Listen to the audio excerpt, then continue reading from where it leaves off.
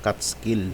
Cut skill daw So, una natin gagawin, scan muna natin yung AS bypass tsaka yung attack speed para gumana yung cut skill. So, nakuha na natin yung AS bypass. So, susunod natin itong attack speed. Find out natin yung attack speed. Okay. Then, tira tayo ng skill. Parang sa AS bypass din. Okay. So, punta ka sa FLD. Show this disassembler. Okay. Nakikita mo tong tatlong call na to dito sa baba. Wag dito kasi andito yung attack speed bypass Ito yun So, ito yung yung cut skill. So, punta ka dito sa pangalawa. Click mo to. Pangalawang call. Click mo. Then, punta ka dito sa baba. Makikita mo tong, di ba? Makikita mo tong unconditional na to. Tong FSTP na to. D95C2408. Okay.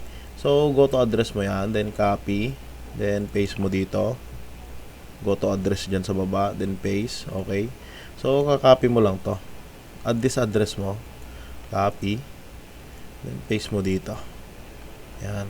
So, same siya ng address kasi na-scan ko na siya. Ginawan ko lang ng video. Okay. So, ganito kung magana yung cut skill.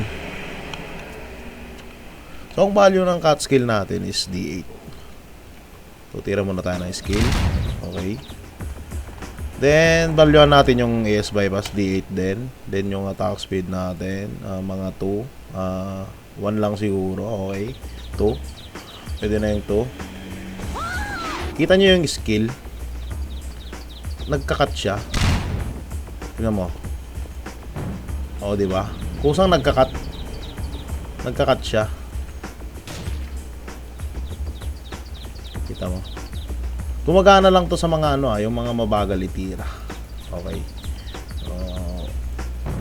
Kita mo yon. Nag-ano siya. Kahit i-value natin ng 1 yan. Magkakat yan. Okay. Papatong natin.